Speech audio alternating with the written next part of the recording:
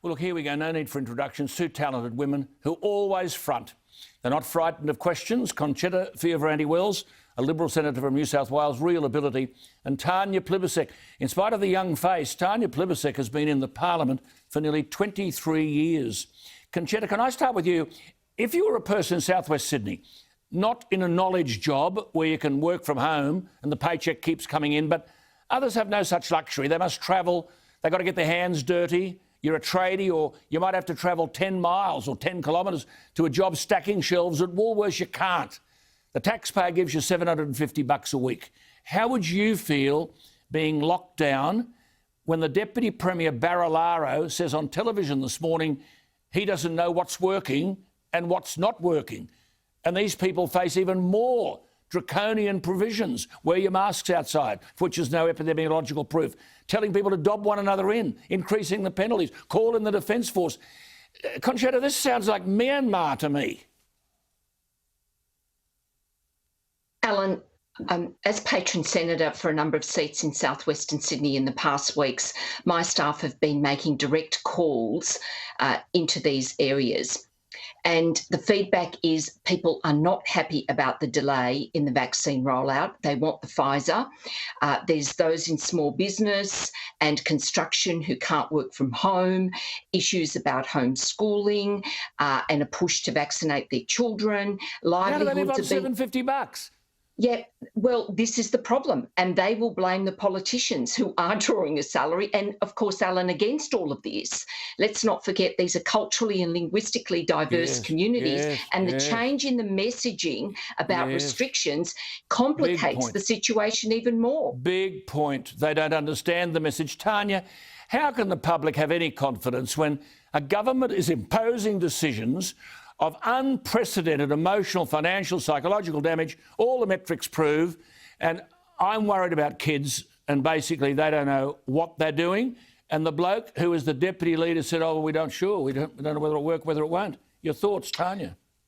Oh, well, Alan, I'm worried about the kids too. We know that the young people in Year 12 are facing going into the HSC, but this has been hard on all students. Our teachers are doing an amazing job, and the parents who are supervising that education from home are doing an amazing job too. But Alan, you know, we needed to get more deals for more vaccines with more companies so we could get more jabs in people's arms. We needed to get hotel quarantine right. We actually need purpose-built quarantine facilities. We've seen each of these 27.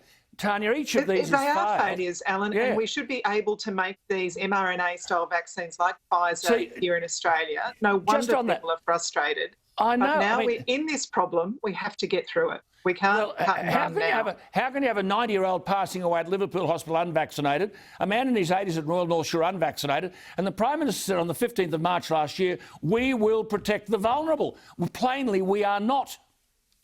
No, he's failed. And whenever the going gets tough, the Prime Minister gets going.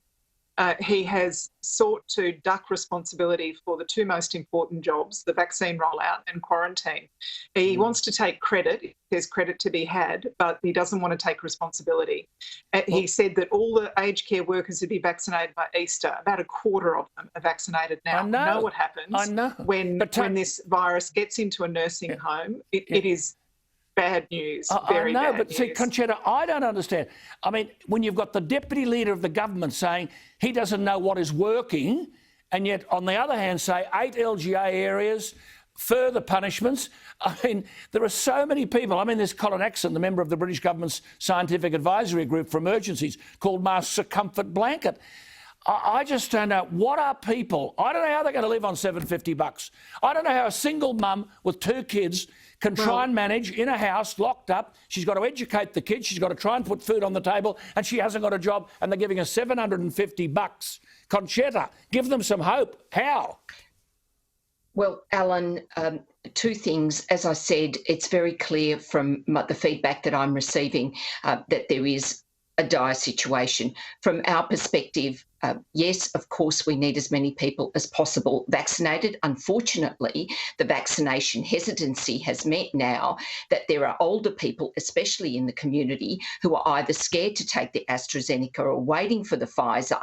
or they don't want to get vaccinated because they're scared of the side effects. So we do have to overcome those hurdles. And the way we're going to overcome those hurdles is with a clear, concise message that will encourage those who want to be vaccinated to get vaccinated, so we can then start planning the road out of here, because that's the only way. We have to learn to live with the virus. Ring your doctor up and talk to your doctor. Look, as always, run out of time. Tanya, last call to you. You're a mother, you're a wife, you're a politician, 23 years. Can you just say something that will give these poor people hope? They're writing to me in absolute desperation. Alan, I'm talking to people every single day, local businesses and workers. All I can say to them is, if we are disciplined, if we follow the advice, if we look after each other, we will get through this. Australia will get through this. Okay. There we are. Two ladies who are doing their best. Gee, it's tough stuff out there. So hang in there. You'll get a voice here, the voice of the voices. Thank you both, Concetta and Tanya. Thanks, Alan. We'll be back after the break.